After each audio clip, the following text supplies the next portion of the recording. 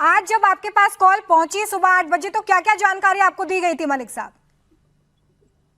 हाँ, ये मैं चैनलों के थ्रू देख रहा हूँ। कुछ लोग क्लेम कर रहे हैं कि सुबह 8 बजे आग लगी थी और 8 बजे फायर सर्विस को कॉल किया गया था, लेकिन ये सच नहीं है। सच ये है कि कॉल हमें 8:50 पे मिली है। हो सकता है कॉल 8 बजे लगी हो, आग 8 बजे लगी हो, लेकिन हमें 8:50 पे सूचना मिली है और 8:51 पे हमने 7 गाड़ियां इसके ऊपर भेज दी थी। जो 7 गाड़ियां हमारी गई थी, उसके बाद हमने गाड़ियां बढ़ाई। जैसे जैसे कॉल समय पर ज्यादा आ रही थी तो 7 से हमने गाड़ियां भी बढ़ाई और हमने ऑफिसर भी बढ़ाए। जो हमारी टीम मौके पर पहुंची थी, उन्होंने जाते ही जो है दोनों ऑपरेशन एक साथ शुरू करे। फायर फाइटिंग भी करी और साथ में रेस्क्यू ऑपरेशन भी शुरू किया। ग्राउंड फ्लोर पे उन्होंने फायर फाइटिंग करी है और साइमल्टेनियसली साथ साथ उन्होंने बेसमेंट से 6 लोगों को रेस्क्यू किया है। उसके बाद जैसे ही फ्लेम डोज ऑफ हुई ग्राउंड फ्लोर की, तो हमारी टीम ने अंदर एंटर किया है बिल्डिंग के अंदर। फर्स्ट फ्लोर की आग को बुझाते हुए ऊपर तक गए हैं और अलग अलग फ्लोर से हमने करीब 37 लोगों को वहां से रेस्क्यू किया है। 37।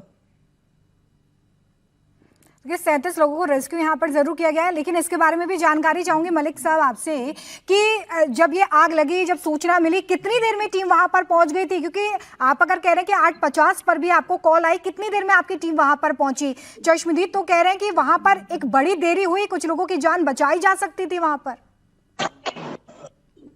देखिए, ये एलिगेशन फायर सर्विस के पास हर बार ही लगता है, लेकिन ऐसा नहीं है। हमारी टीम तुरंत ही मौके पर पहुंचती है। हमारा टर्न आउट टाइम 1 मिनट है। हमारी गाड़ी तुरंत जो है, जैसे ही कॉल हमें मिलती है, सारी गाड़ियां हमारे विद इन 1 मिनट निकल जाती हैं। आज भी गाड़ियां सभी 1 मिनट में निकली थी और जो रास्ते में टाइम लगा होगा वो लगा होगा। इसके अलावा हमारी तरफ से कोई देरी नहीं।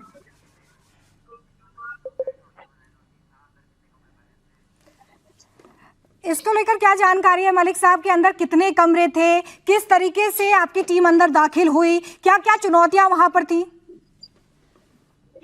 देखिए, सबसे बड़ी चुनौती इस बिल्डिंग को, बेसमेंट ग्राउंड प्लस 5 स्टोरी की बिल्डिंग है। इस बिल्डिंग में जितनी भी विंडोज हैं, जितनी भी ओपनिंग थी, ये सारी सील थी।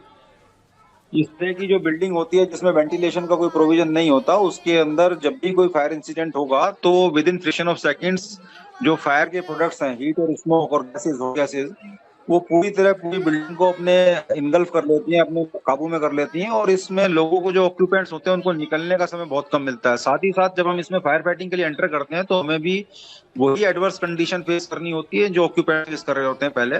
हम हीट भी मिलती है, स्मोक भी मिलता है, लेकिन उन कंडीशंस के बावजूद भी हम लोग, we are train for that, और उसको कॉप अप करते हुए हम जो है लोगों की जान और माल की रक्षा करते हैं।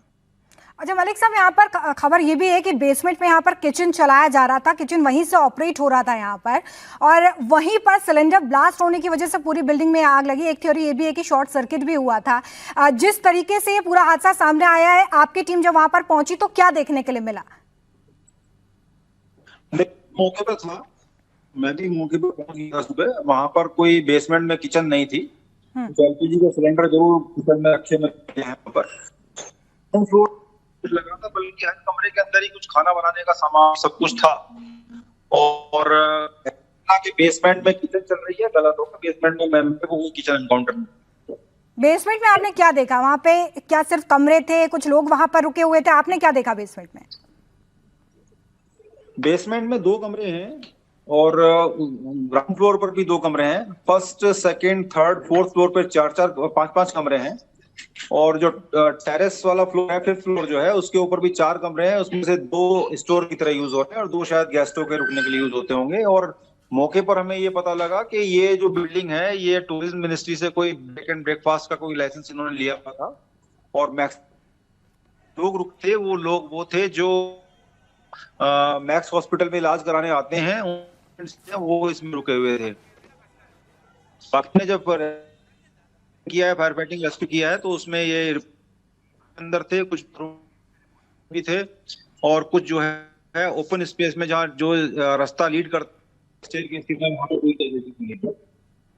तो देखिए, जो बड़ी बातें निकलकर सामने आ रही है, हमारे साथ deputy chief fire officer A K. Malik साहब हैं। वो भी मौके पर उस वक्त वहीं पर मौजूद थे और उन्होंने बताया कि किस तरीके से जब टीम वहां पर पहुंची तो आग बहुत ज्यादा धधक चुकी थी। उनकी टीम अंदर दाखिल हुई, हर एक फ्लोर पर ना सिर्फ रेस्क्यू किया गया बल्कि आग को बुझाने का प्रयास भी किया गया। लेकिन बड़ी बात यहाँ पर कि होटल की तरफ से कोई एनओसी नहीं थी, कोई फायर मेजर्स वहां पर नहीं थे, जिसकी वजह से आग को रोक पाना लोगों के लिए काफी असंभव हो गया था।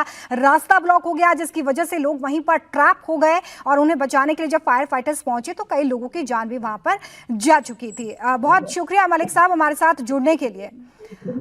और इस वक्त मौके पर शुएब और अनामिका दोनों हमारे रिपोर्टर्स ग्राउंड जीरो से आपको ये दिखा रहे हैं कि इस वक्त वहां पर किस तरीके की परिस्थितियां हैं। वहां पर फोरेंसिक की टीम भी पहुंची हुई है, तमाम अब सबूत वहां से जुटाए जा रहे हैं ताकि असल वजह इसकी पता लगाई जा सके।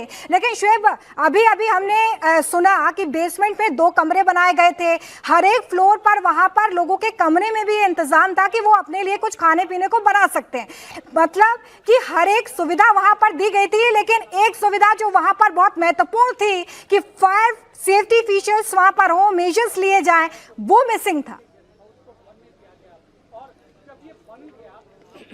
बिल्कुल रोमिता, सवाल यही है कि होटल का जो मालिक है, कोई भी होटल का मालिक हो, वो ये जरूर करता है कि इस तरह की चीज़ें करे जिससे उसको मुनाफा हो, जिससे उसको इनकम ज़्यादा हो, ज़्यादा कमरे बना देगा, ये तमाम चीज़ें। लेकिन जो ज़रूरी चीज़ें हैं ख़ासतौर पर सेफ्टी के लिहाज से, चाहे वो आपातकाल की कोई भी स्थिति हो, अगर इस तरह से इमरजेंसी कल कुछ होता है, आग लगती है या कुछ और भी इस तरह की स्थिति होती है, तो लोगों की ज़िंदगी को किस तरह बचाया जा सके उसको लेकर उस तरह से इंतज़ाम नज़र नहीं आते। और यही वजह है कि आज इतना बड़ा हादसा दिल्ली में हुआ।